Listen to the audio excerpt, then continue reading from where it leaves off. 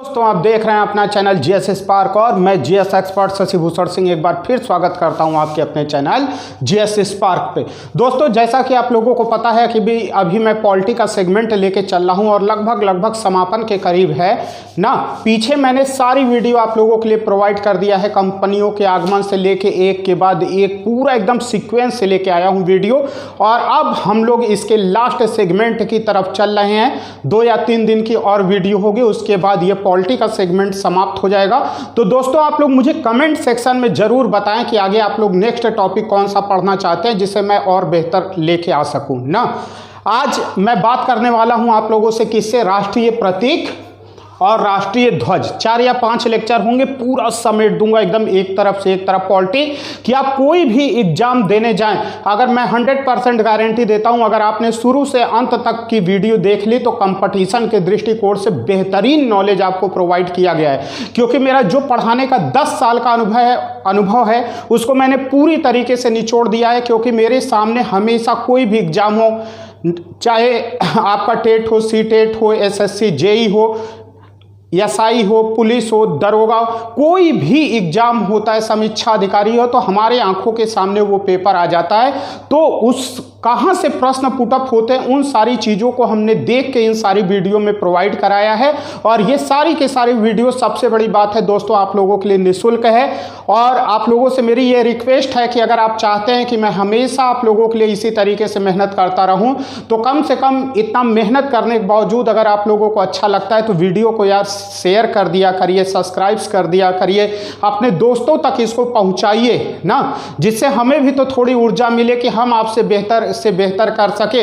1-1, 2-2 दिन मेहनत करने के बाद एक वीडियो शूट होती है, क्यों? सिर्फ आपके लिए। तो अगर आप अपनी फैमिली की तरह इस चैनल को सपोर्ट करेंगे तो जाहिर सी बात है कि हमको भी नई ऊर्जा मिलेगा, नया उत्साह मिलेगा और हम भी आपके साथ पूरी ताकत लगा के रखेंगे। वैसे हम लोगों के पास जितनी ताकत होती है, जितना दिमाग होता है, हम लोग बेहतर से बेहतर प्रदर्शन करने की कोशिश करते हैं, ताकि जो भी हमारा कंटेंट जाए बच्चों को एग्जाम के लिए ना।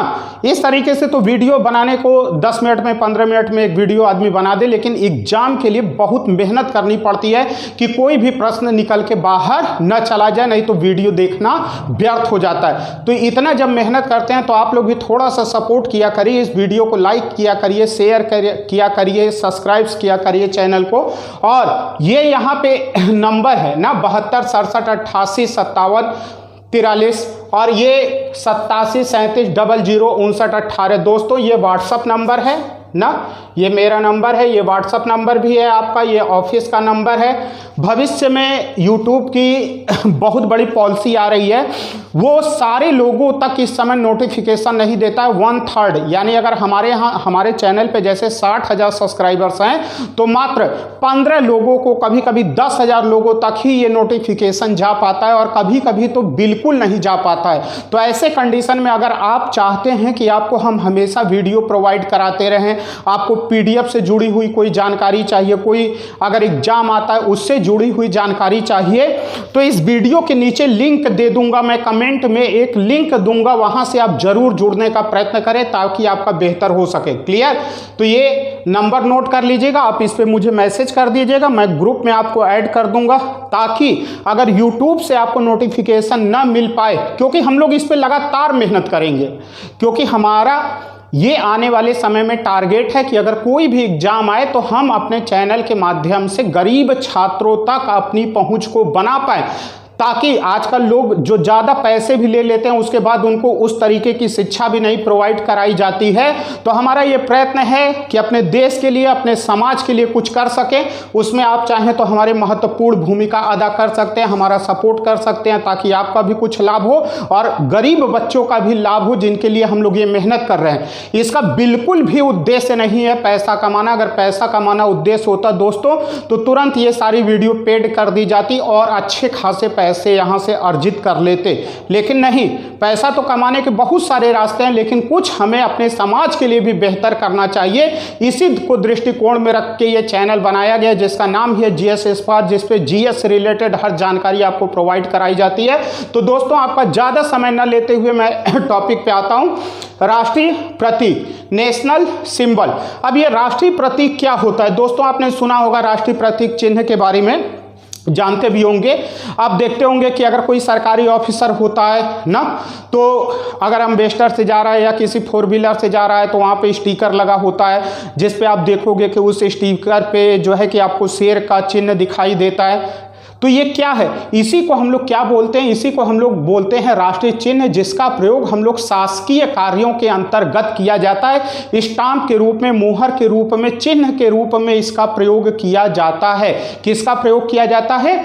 राष्ट्रीय प्रतीक का। यानी अगर कोई भी सरकारी दस्तावेज होता है या कोई अभिलेख होता है या कहीं शासकीय कार्य का प्रयोग किया जाता है तो वहां पे इस राष्ट्रीय प्रतीक चिन्ह का प्रयोग किया जाता है। अगर राष्ट्रीय प्रतीक चिन्ह की बात किया जाए तो आप सभी लोग अच्छी तरीके से जान लो, यहां से पहला प्रश्न क्या पुटअप करता है? सबसे पहला प्रश्न पुटअप होता है कि इसको कब स्वीकार किया गया। तो 26 जनवरी 1950, 26 जनवरी 1950 को इसको स्वीकार किया गया। हाँ, यह वही दिन है जिस दिन हमारे भारत देश का संविधान लागू हुआ। जैसे ही हमारे भारत देश का संविधान लागू हुआ, हमारा भारत देश एक गणतंत्र के रूप में उभरा। गणतंत्र का मतलब होता है जहाँ पे राष्ट्राध्यक्ष का चुनाव होता है, जैसे हमारे भारत देश के अंदर राष्ट्रपति का चुनाव होता है। तो उसी दिन हमारे यहाँ राष्ट्रीय प्रतीक चिन्ह को भी स्वीकार कर लिया गया। और ये राष्ट्रीय प्रतीक चिन्ह कहाँ से लिया गया है? दूसरा प्रश्न यहाँ से राइज होता है। तो ये हमारा जो चिन्ह लिया गया है यह सारनाथ से लिया गया है। सारनाथ का जो सारनाथ में अशोक चिन्ह ना, अशोक की जो लाट है, अशोक महान, आप सभी लोग जानते हैं अशोक के बारे में, इतिहास में आप लोगों ने पढ़ा होगा अशोक के बारे में। अशोक की लाट पूरे विश्व में प्रसिद्ध है। इतने दिन बीत जाने के बाद भी, हजारों साल बीत जाने के बाद भी आज भी उसको अष्टधातु के बने हुए इस तरीके के विशाल पिलर यानी स्तंभ हैं जिसके ऊपर आज तक जंग का नामो निशान नहीं है। यह अपने आप में एक बहुत बड़ी बात है। तो अशोक का जो सारनाथ स्थित अशोक स्तंभ के शीर्ष भाग की अनुकृति है। अशोक स्तंभ जो है, अशोक स्तंभ के शीर्ष भाग की अनुकृति है। तो अशोक स्तंभ के शीर्ष भाग पे क्या बना हुआ है? जो ग्रहण किया गया, वहां पे बने हुए हैं 4 सिंह। क्या बने हैं? 4 सिंह।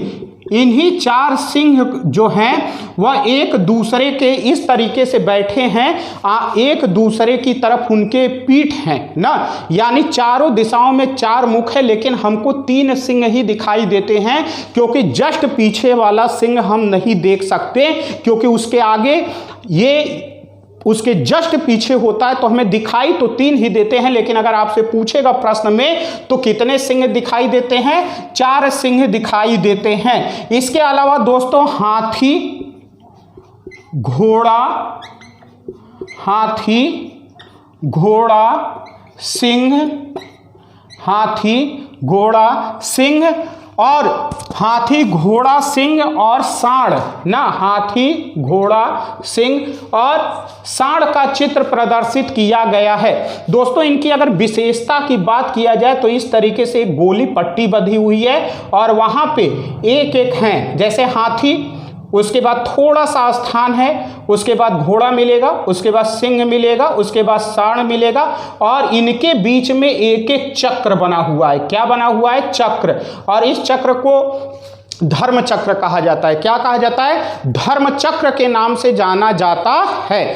तो ये जो चक्र हैं, अगर इसके दाहिने साइड देखा जाए, इसके दाहिने साइड देखा जाएगा तो सांड मिलेगा। क्या मिलेगा? सांड। और इसके बाएं साइड देखा जाए तो क्या मिलेगा? बाएं साइड मिलेगा घोड़ा। यह घोड़ा दौड़ते हुए अवस्था में है। यह घोड़ा कैसे है? दौड़ते हुए अवस्था में दिखाया गया है। शेर जो होता है, आप सभी लोगों को पता है कि शेर शक्ति, साहस, आत्मविश्वास और गौरव का प्रतीक होता है। शेर शक्ति, साहस, आत्मविश्वास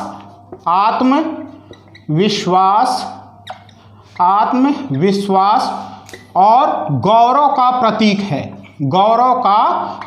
है ना। दोस्तों क्यों ग्रहण किया गया? शेर को क्यों लिया गया? बार बार ये पूछ देता है, क्योंकि शेर के अंदर शक्ति होती है, साहस होता है, आत्मविश्वास होता है और गौरव की भावना होती है।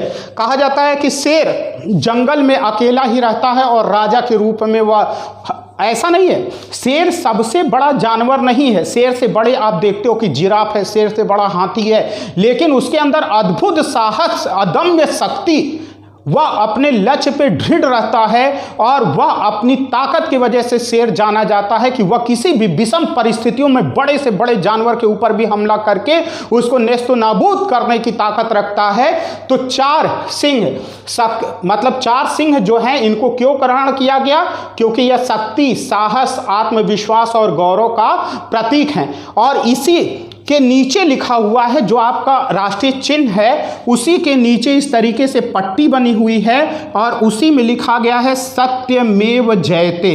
सत्यमेव जयते शब्द का उपयोग किया गया है, सत्यमेव जयते, यानी सत्य की हमेशा विजय होती है। किसकी विजय होती है? सत्य की हमेशा विजय होती है। अब आप कहोगे कि यहां से एक प्रश्न एराइज होता है दोस्तों कि यह जो सत्यमेव जयते है, यह सत्यमेव जयते कहां से लिया गया है? यह सत्यमेव जयते हमारा लिया गया है मुंडको उपनिषद से। कहां से लिया गया है? मुंडको उपनिषद से लिया गया है सत्यमेव जयते। यानी ऋग्वैदिक काल में आप चले जाते हो, ऋग्वैदिक काल यानी आपका आज से लगभग 1500 साल पहले की बात हो, 3500 साल पहले की लगभग बात हो रही है। उस काल में यहाँ पे एक वर्ड मुंडको उपनिषद में लिखा गया था सत्यमेव जयते। आप कहोगे उपनिषद क्या होता है? जो दार्शनिक विचारों पे आधारित होता है उसे क्या कहा जाता है? उपनिषद। जो दार्शनिक विचारों पे आधारित होता है उसे हम लोग किस नाम से जाना जाता है? उसे हम लोग कहते हैं उपनिषद, जिसमें दर्शन की व्याख्या की गई है। किसकी व्याख्या की गई है? दर्शन, यानी देखने का नजरिया। आप जिस तरीके से महसूस करते हो उसी तरीके से आपकी जिंदगी हो जाती है। तो ये सत्यमेव जयते कहां से लिया गया है? सत्यमेव जयते आपका लिया गया है मुंडको उपनिषद से। सत्य की हमेशा विजय होती है। तो पहला प्रश्न मैंने बताया 26 जनवरी 1950 को स्वीकार किया गया। राष्ट्रीय प्रतीक चिन्ह कहां से लिया गया था? सारनाथ के अशोक स्तंभ से। इसमें कितने हैं? 4 सिंह होते हैं। शक्ति, साहस, आत्मविश्वास, गौरव का प्रतीक है। हाथी, घोड़ा, सिंह, सांड, इस पे अन्य जानवरों को प्रदर्शित किया गया है। इसमें धर्म चक्र प्रवर्तन बनाए गए हैं ना। अगर 2 जानवर हैं तो उनके बीच में एक चक्र को प्रदर्शित किया गया है। इसके दाहिने साइड में आप देखो तो घोड़ा मिलता है। अगर बाएं साइड में आप देखते हो, दाहिने साइड में सांड और बाएं साइड में क्या मिलता है? घोड़ा मिलता है। अच्छा, ये जो राष्ट्रीय प्रतीक चिन्ह उपयोग में किसके द्वारा लाए जाते हैं? अगर नीला राष्ट्रीय प्रतीक चिन्ह आप देखो, कैसा? नीला, तो यह भारत के मंत्रियों के द्वारा, किसके द्वारा? जो भारत के मंत्रियों के द्वारा उपयोग में लाया जाता है। यहां से प्रश्न पुटअप होता है दोस्तों कि नीला रंग किसके द्वारा उपयोग में लाया जाता है? नीला रंग मंत्रियों के द्वारा लाया जाता है। अगर नीले कलर का आप किसी भी कोई जा रहा है उसके 4 व्हीलर पे आप नीले कलर का स्टिकर देखो जिसपे कि 4 सिंह बने हुए हैं, तो आप समझ जाना अगर वह नीले कलर का है तो वह कोई मंत्री है। अगर लाल कलर का आप राष्ट्रीय प्रतीक चिन्ह देखो तो समझ जाना कि वह राज्यसभा का सदस्य है। किसका सदस्य है? राज्यसभा का सदस्य है। अगर आप हरे कलर का देखो, किस कलर का देखोगे? हरे कलर का देखना।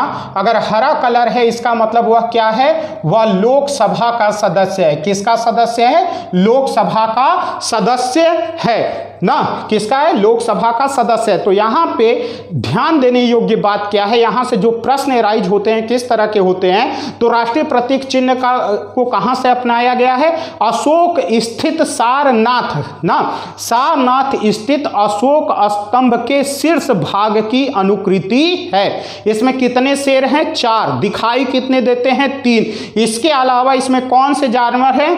घोड़ा, हाथी, घोड़ा, सांड, सिंह तो है ही, यानी इसमें 4 जानवरों को प्रदर्शित किया गया है। कमल के फूल की आकृति पे ये सारे बैठे हुए दिखाई देते हैं। अशोक लाट, उस लाट के नीचे क्या लिखा गया है? उसके नीचे लिखा गया है सत्यमेव जयते। ये सत्यमेव जयते कहां से लिया गया है? मुंडको उपनिषद से। कहां से लिया गया है दोस्तों? मुंडको उपनिषद से लिया गया है, जिसका अर्थ क्या होता है? जिसका अर्थ होता है सत्य की हमेशा विजय होती है। अगर इस यहाँ पे कलर की बात किया जाए तो आपका जो राष्ट्रीय प्रतीक चिन्ह होता है, राष्ट्रीय प्रतीक चिन्ह 3 कलर में उपलब्ध होता है। पहला होता है नीला, या किसके द्वारा लिया जाता है? मंत्रियों के द्वारा। लाल कौन उपयोग में लाएगा? राज्यसभा के सदस्य। हरा कौन लाता है? लोकसभा के सदस्य के द्वारा हरे कलर का उपयोग किया जाता है। तो दोस्तों अगर आपने इतना प्रश्न याद कर लिया तो गारंटी दे रहा हूं इसी में से कहीं ना कहीं उठा के प्रश्न पुटअप कर लेता है इससे रिलेटेड। क्लियर? तो आप इसका स्क्रीनशॉट ले लो, जिसके बाद मैं इसको रिमूव कर दूं। ठीक है, चलिए अब इसके बाद अगर आपने देख लिया हो तो अब मैं बात करूंगा राष्ट्रीय ध्वज की। किसकी बात करूंगा? राष्ट्रीय ध्वज। अगर राष्ट्रीय ध्वज की बात किया जाए, किसकी बात किया जाए? राष्ट्रीय ध्वज ना। अगर राष्ट्रीय ध्वज की बात किया जाए तो आपका जो राष्ट्रीय ध्वज होता है, आपका राष्ट्रीय ध्वज क्या है? राष्ट्रीय ध्वज होता है आपका तिरंगा ना। आपका राष्ट्रीय ध्वज जो है उसे कहा जाता है तिरंगा के नाम से जाना जाता है। इसे तिरंगा, इसमें 3 कलर होते हैं। कितने कलर होते हैं? 3 कलर होते हैं इसमें, इसीलिए इसको कहा जाता है तिरंगा। अब ये जो हमारा राष्ट्रीय ध्वज है ना, इसकी पिंगली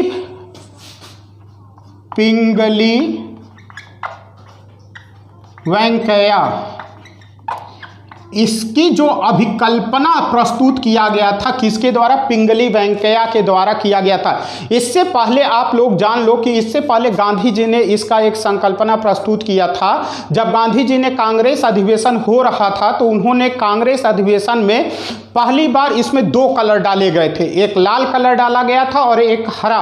लाल जो है कि हिंदुओं के लिए बनाया गया था और हरा कलर जो है कि मुस्लिमों के लिए यूज में लाया गया था। लेकिन वक्त बदलने के साथ इसमें काफ़ी बदलाव हुआ और काफ़ी बदलाव होने के बाद आज हमारा जो तिरंगा है इसका डिजाइन पिंगली वेंकैया के द्वारा किया गया था। और ये बहुत बड़े जो है कि कृषि वैज्ञानिक भी थे, कृषि वैज्ञानिक थे, साथ में इनको हीरे का बहुत बड़ा जानकार भी कहा जाता है। राष्ट्रीय आंदोलन में ये काफ़ी जुड़े रहे। इनका जन्म आंध्र प्रदेश में हुआ था। किसका? पिंगली वेंकैया का। तो राष्ट्रीय ध्वज की बात किया जाए तो आप सभी लोगों को पता है 15 अगस्त 1947 को भारत देश को आज़ादी मिली थी और 22 जुलाई उससे पहले ही हमारे भारत देश में राष्ट्रीय ध्वज को तैयार कर लिया गया था। इसका प्रारूप 22 जुलाई 1947 को राष्ट्रीय ध्वज का प्रारूप स्वीकार किया गया। कब स्वीकार किया गया था? 22 जुलाई 1947 को हमारे भारत देश के राष्ट्रीय ध्वज का प्रारूप स्वीकार किया गया। और जब हमारे भारत देश का राष्ट्रीय ध्वज का प्रारूप स्वीकार किया गया तो इसमें लंबाई और चौड़ाई के अनुपात पूछे तो इसके लंबाई और चौड़ाई का अनुपात होता है 3:2 ना। 3:2, जहाँ पे 3 लंबाई है और 2 चौड़ाई है। जहाँ पे 3 क्या है? लंबाई है और 2 क्या है? चौड़ाई है। यहाँ पे आपको पता है कि यहाँ पे 3 कलर की पट्टियाँ मिलती हैं। सबसे ऊपर है केसरिया, बीच में है सफ़ेद और नीचे क्या है? हरा।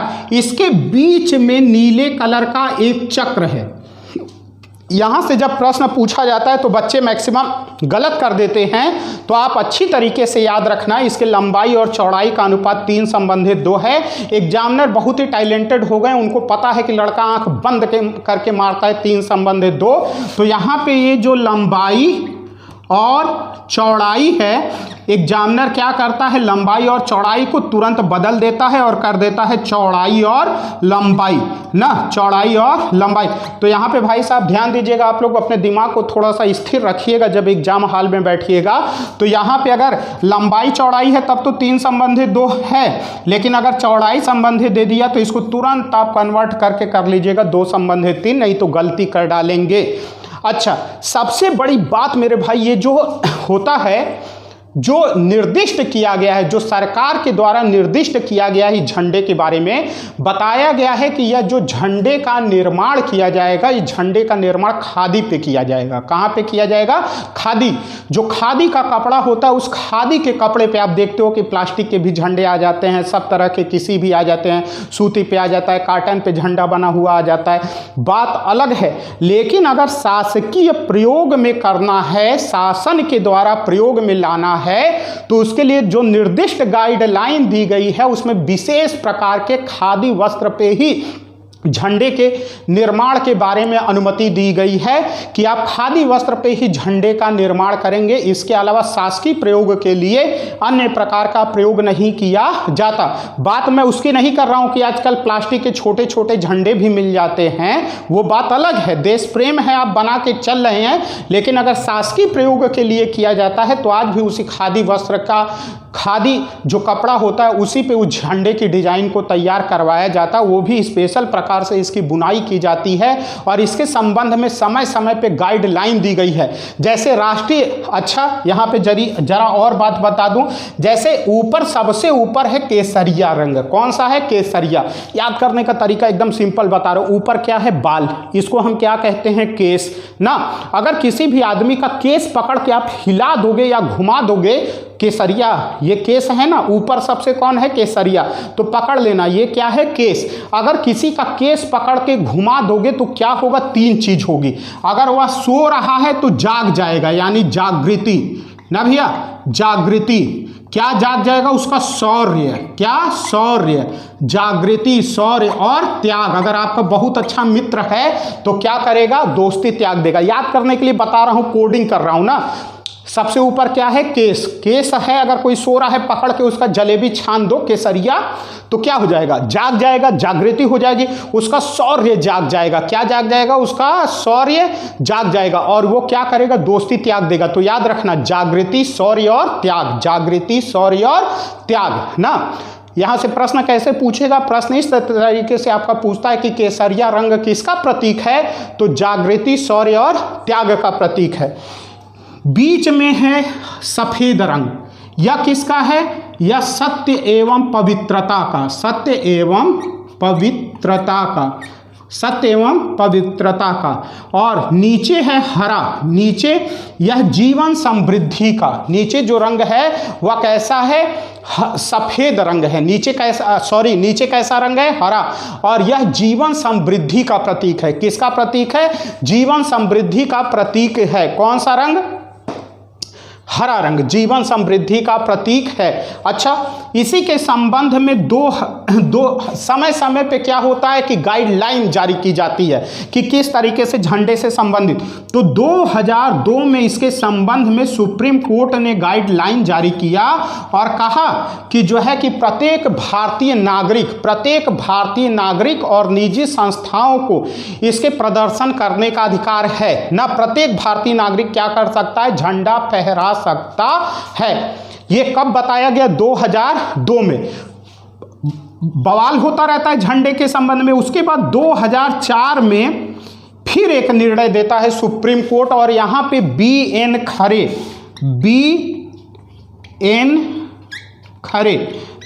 खरे जो थे, बी.एन. खरे, ये थे उस समय सुप्रीम कोर्ट के मुख्य न्यायाधीश। उनका नाम है बी.एन. खरे ना। कब मेरे भाई? 2004 में। बी.एन. खरे ने कहा कि प्रत्येक भारतीय नागरिक को भारतीय संविधान के अनुच्छेद 19(1)(a) के तहत झंडा फहराने का अधिकार है। जाहिर सी बात है, हमारे भारत देश का राष्ट्र ध्वज है। राष्ट्रीय ध्वज का सम्मान करना और उसके फहराने का अधिकार प्रत्येक भारतीय नागरिक को होना चाहिए। और यही बात कब बताई गई? यह बात बताई गई 2004 में। किसने बताया? बी.एन. खरे ने। किसने बताया? बी.एन. खरे ने। कब बताया? 2004 में।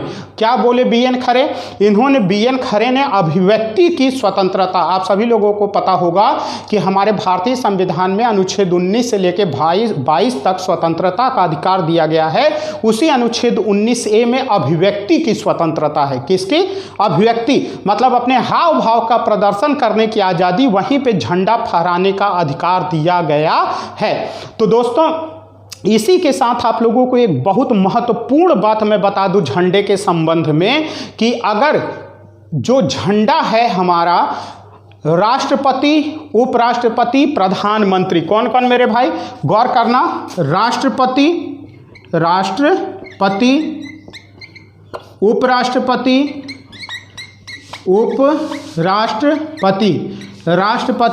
उपराष्ट्रपति और प्रधानमंत्री ना। राष्ट्रपति, उपराष्ट्रपति और प्रधानमंत्री अगर ये अपने पद पर हैं, अगर ये अपने पद पे रहते हुए मर जाते हैं, राष्ट्रपति, उपराष्ट्रपति और प्रधानमंत्री अपने पद पे रहते हुए मर जाते हैं, तो झंडा 12 दिन के लिए झुका दिया जाता है शोक में ना। शोक में झंडा 12 दिन के लिए झुका दिया जाता है। अगर राष्ट्रपति, उपराष्ट्रपति, प्रधानमंत्री अपने पद पे रहते हुए मर जाएं तो कितने दिनों के लिए झंडा झुकाया जाएगा? 12 दिन के लिए। लेकिन अगर ये रिटायरमेंट ले लिए हैं, यानी अगर यह अपने पद को छोड़ के हट चुके हैं, उस समय झंडा कितने दिन के लिए झुकाया जाएगा? उस समय झंडा मेरे भाई 7 दिन के लिए झुकाया जाएगा। अगर यह अपने पद से रिटायरमेंट ले चुके हैं तो कितने दिन के लिए झंडा झुका दिया जाएगा?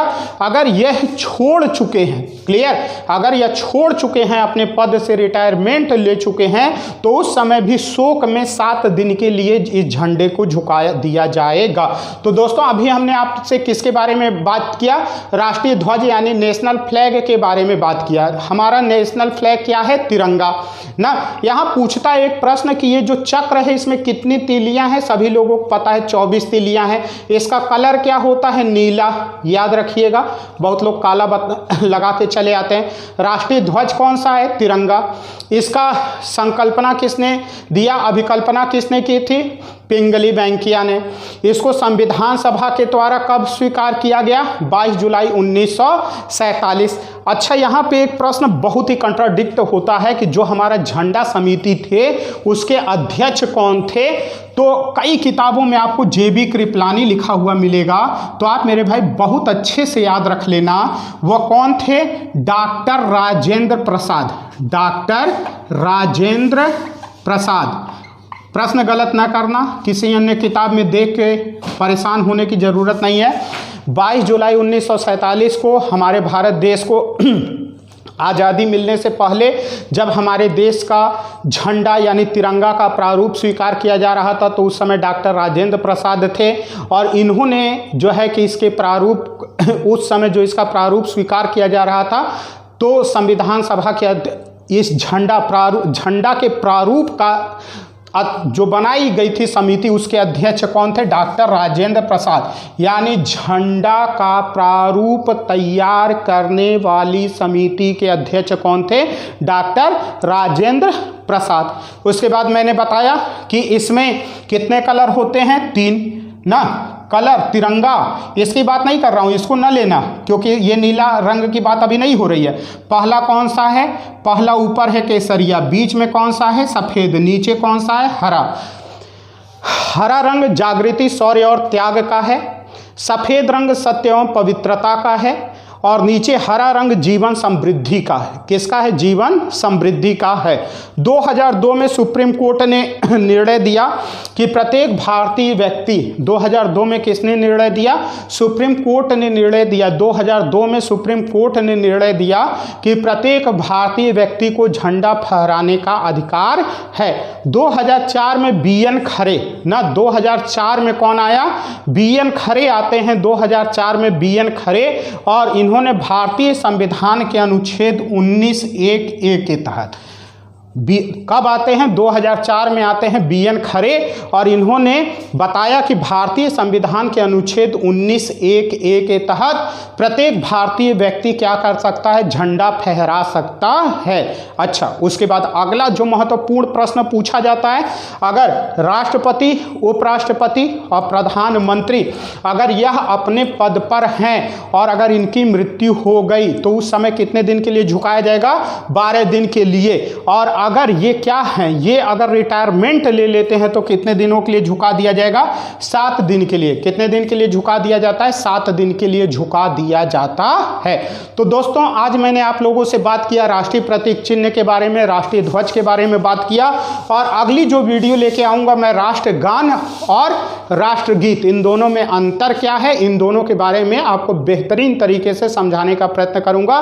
दोस्तों अगर मेहनत पसंद आई है तो चैनल को लाइक करिए, शेयर करिए, सब्सक्राइब करिए। धन्यवाद दोस्तों।